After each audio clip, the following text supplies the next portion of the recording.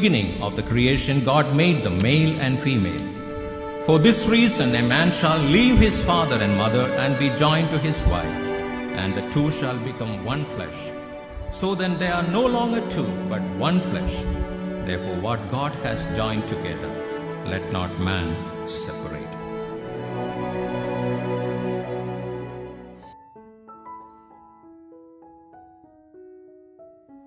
സ്നേഹമുള്ളവരെ, വിവാഹ ജീവിതത്തിന് വേണ്ടിയുള്ള ഒരുക്ക ക്ലാസ്സുകൾ കൂടി ഇനി നിങ്ങൾ ആയിരിക്കുന്ന സ്ഥലത്ത് ഒരു നിമിഷം കണ്ണുകൾ അടച്ചുകൊണ്ട് ഒന്ന് പ്രാർത്ഥിക്കാം.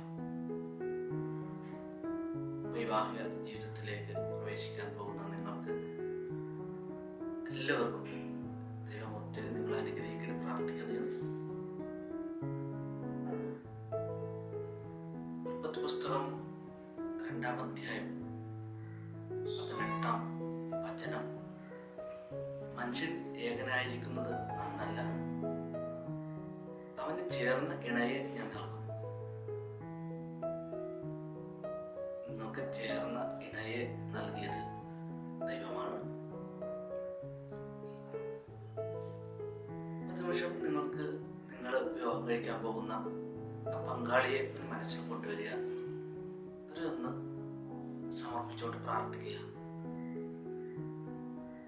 ദൈവം മാനവകുലത്തിന് നൽകിയിട്ടുള്ള വലിയൊരു കൃപയാണ് സ്നേഹിക്കുക എന്നത്.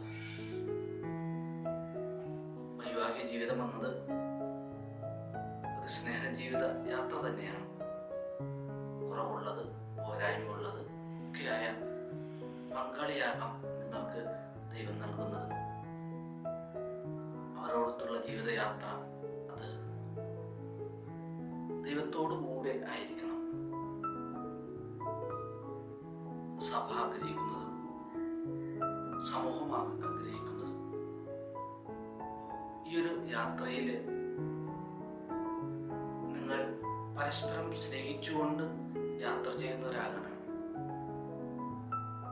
വ്യത്യസ്തമായ കുടുംബ പശ്ചാത്തലത്തില് ജീവിച്ച് വളർന്ന് വന്ന നിങ്ങളെ ദൈവമാണ് കൂട്ടിച്ചേർത്തത്.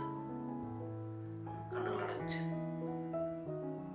ആത്മാർത്ഥതയോടെ നിങ്ങളുടെ ജീവിതത്തെ സമർപ്പിച്ചുകൊണ്ട് ഈശോയെ തിരുകുടുംബത്തിന്റെ മാതൃകയില് സഭയ്ക്കും സമൂഹത്തിനും നല്ല കുടുംബം എന്ന് പറയുന്ന രീതിയിൽ കുടുംബ ജീവിതം നയിക്കുവാൻ